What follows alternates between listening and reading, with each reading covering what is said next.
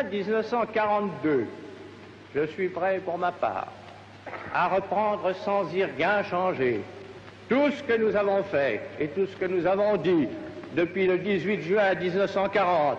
Je ne sais pas si dans le monde, il y a beaucoup d'attitudes et beaucoup de déclarations qui, après 2 ans, pourraient être réaffichées intégralement par leurs auteurs. Il ne faut pas vous arrêter de résister. N'oubliez pas la lettre V.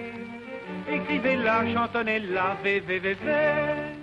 Le général de Gaulle de Londres, pour nous, c'est, faut-il le dire, c'est un objet d'amour. Nous avons été fervents gaullistes, fanatiques de Gaulle. Et je me souviens que sur le bateau qui nous a conduits en Angleterre, il y avait un portrait de Gaulle, où il avait les bras croisés, le képi à feuilles de chêne, l'air hautain. Et je me souviens de la phrase que je me suis dite, et que j'ai peut-être dit à des camarades, pourvu que ce ne soit pas seulement un officier de cavalerie. Il y a eu une prise d'armes, au cours de laquelle il nous a remis la croix de guerre et la médaille des évadés. Et il a fait un petit discours, et alors là, vraiment, c'est là que j'ai vu pour la première fois, j'ai été sidéré d'entendre ce personnage qui parlait pas comme un général, qui parlait au nom de la France, qui nous félicitait pas, qui trouvait que c'était tout à fait normal ce qu'on avait fait. Et j'avais à côté de moi un camarade qui s'appelait Millet, qui a été compagnon de la Libération, qui est plus âgé que moi, qui m'a poussé du coude et qui m'a dit « c'est Charles XI ». Il était très, à ce point impressionnant. Dans ce décor représentant le bureau de l'Élysée, où le général prononçait ses discours, Romain Gary évoquait De Gaulle, qu'il avait suivi à Londres. C'était l'homme de ma vie. Et puis, j'ai un fils qui est trop jeune pour avoir connu tout ça.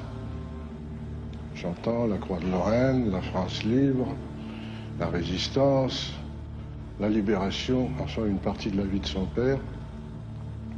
Et quand je serai mort, ça m'amusera que mon fils revoie dans 20-30 ans son père à l'écran avec le général de Gaulle.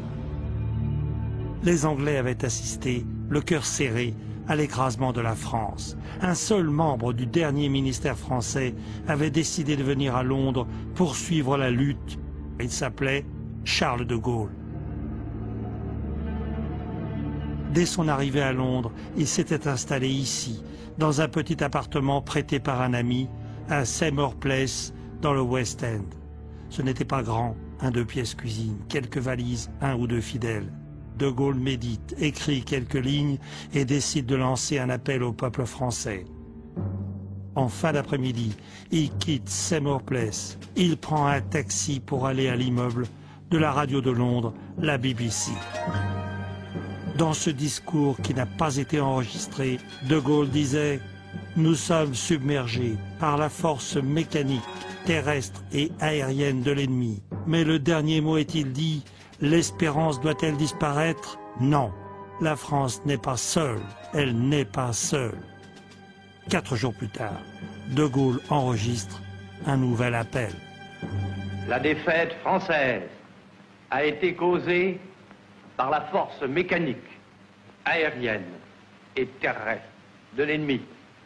Nous croyons que l'honneur des Français consiste à continuer la guerre aux côtés de leurs alliés.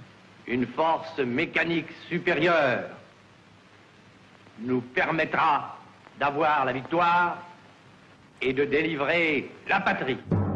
Il avait un côté théâtre, et je l'ai dit au sens le plus noble du mot. Il avait un côté grande vedette.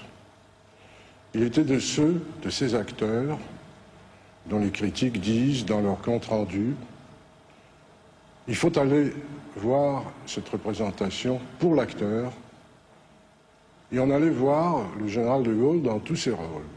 On allait le voir dans 18 juin. Il créait son propre personnage avec un art extraordinaire.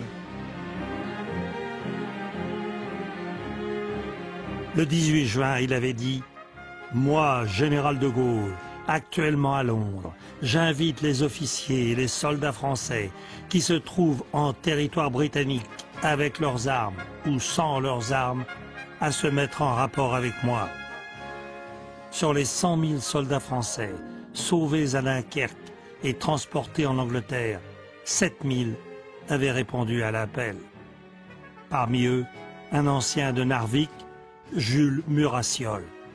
Il y a des gens qui sont restés, il y en a qui sont partis, assez nombreux d'ailleurs. Parmi les volontaires, il y avait un choix, chacun s'est décidé. Le capitaine Tissier, qui est devenu le chef d'état-major du général de Gaulle par la suite, m'a dit, vous êtes Marseillais, vous pouvez rentrer, c'est en zone libre. Alors j'ai dit, mais ça n'est qu'un mot, la zone libre, pour combien de temps? Moi, je ne rentrerai en France que lorsqu'il y aura plus d'Allemands, et je continuerai à combattre. Jules Murassiol aura l'honneur de hisser le premier drapeau de la France libre au balcon du nouveau quartier général de Gaulle à Carlton Gardens.